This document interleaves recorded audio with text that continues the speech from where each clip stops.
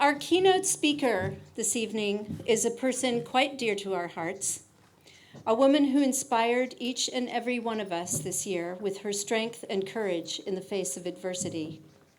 We were honored to share in her personal journey of healing and are so happy to have her here with us this evening. Please welcome Jennifer Thompson.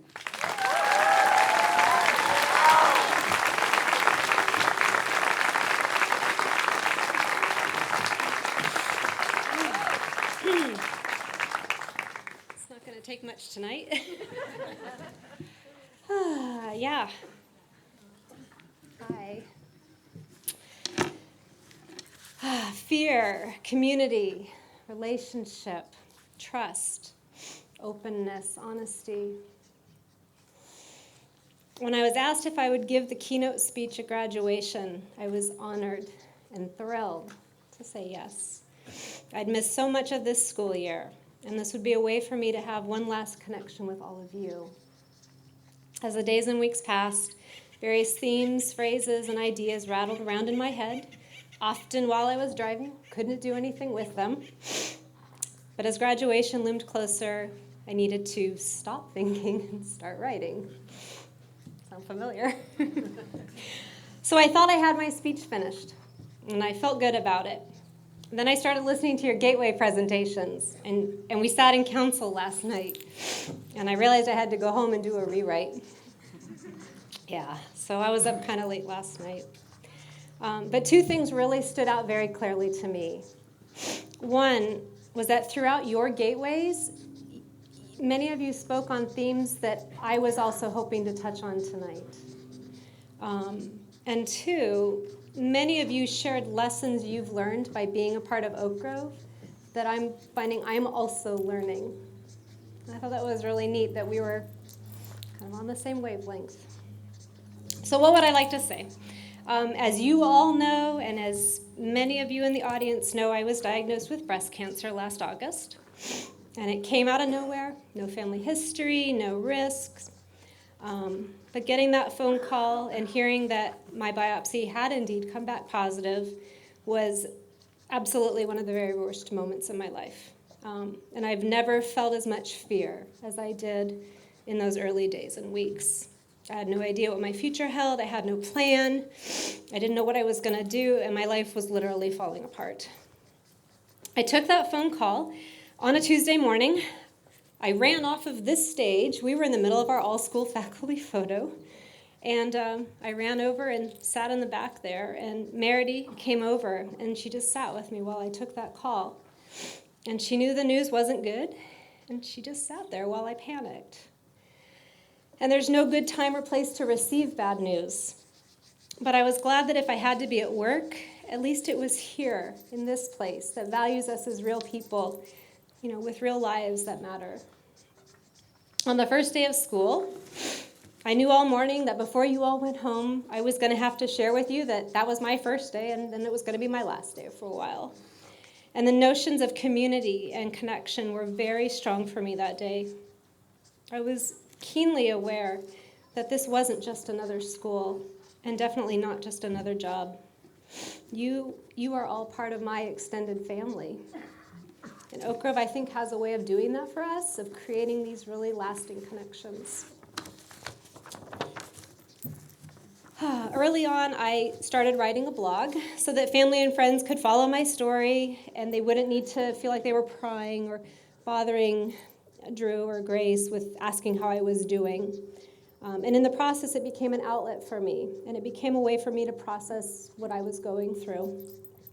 Over time, it grew into something much greater, a connection to my larger community. And that word keeps coming up again and again for me, connection, community. My blog and the comments people would leave helped me feel like I was still in relationship with people. And I didn't realize how important that was until I so desperately needed it. So that brings me to my first lessons for you. And then I realized it's not really a lesson because I think you already know it. So it's just a reminder. It's a reminder. It's okay to share your vulnerability. And it's okay to reach out for help. It's okay to ask for support. We don't have to face things alone. And our friends and our family, all of this right? They want to help us when we need it. And it's those bonds that matter most, when we peel away all the stuff that's not important. So sometimes we think we need to be strong and stoic, and we have it all together, but it can also take great strength to let people help you. Okay, reminder number 2. This was a big one for me. Let your worlds collide, meaning you don't have to compartmentalize everything. So I took a chance, and I let my professional world and my volunteer world kind of get to know me on a more personal level. Before my diagnosis, I tried to keep everything very separate. And while there are some natural boundaries that, we have to maintain to be comfortable, trying to keep it all completely separate just doesn't make sense if you're trying to live a whole, sane life. So I used to be afraid to let people know the real me. And now I'm just so glad that I let people in. Okay, reminder number 3, be flexible. Really, life is not going to go as planned. You think you got a path, you think you're doing everything right, and then stuff happens. So we do the best we can, we try to set ourselves up for happiness and success, and then life happens. And really what matters is, how do you respond? How do you go forward? How do you rise to your challenge? All right, reminder number 4. You guys don't even need this one, but be brave. I once read something that said, courage isn't a feeling, it's an action.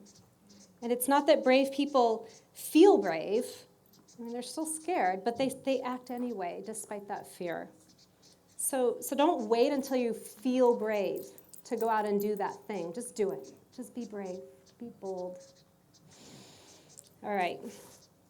This one came up in somebody's gateway. It was kind of fun to hear, but it's learn to say no when you need to, and learn to say yes to the things that really matter. Trust yourself. Listen to your inner voice. It's really easy to let insecurities or guilt or fear or obligation drive our decisions. But you know in your heart what really matters to you. So let that guide you. And the last one. This is my request of you, our beautiful seniors. Do something that really matters.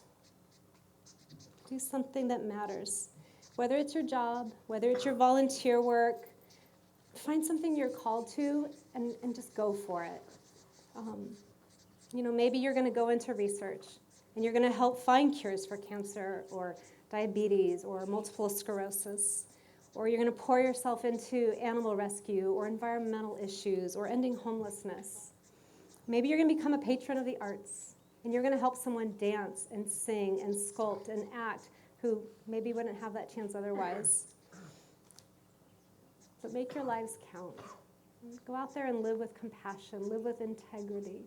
So I recently shared with some of you that yes, I can be a little sarcastic. Not tonight, not yet. But I also have a very sentimental side. And I really enjoy inspirational quotes and images. And I've got 2 up in my classroom now. So I'm going to share one with you.